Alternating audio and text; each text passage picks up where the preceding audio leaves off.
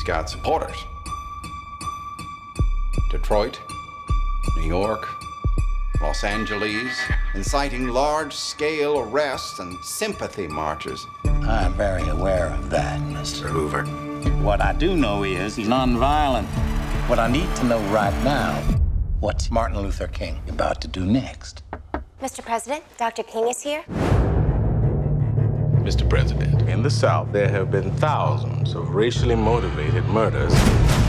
We need your help, Dr. King. This thing's just gonna have to wait. It cannot wait. You got one big issue, I got 101. Selma it is. Here is the next great battle.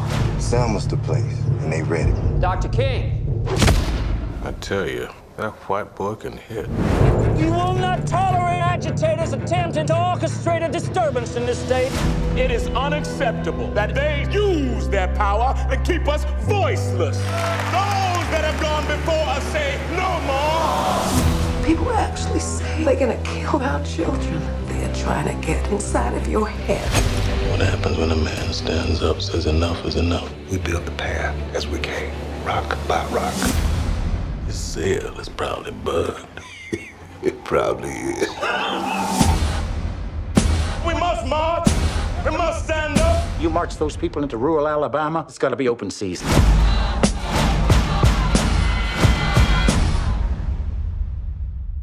May I have a word? There's no word to be had. The people.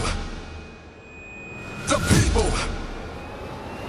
The people. The people.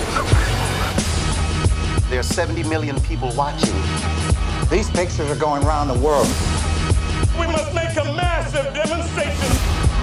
White, black, and otherwise. Come to Selma. I heard about the attack of innocent people. I couldn't just stand by.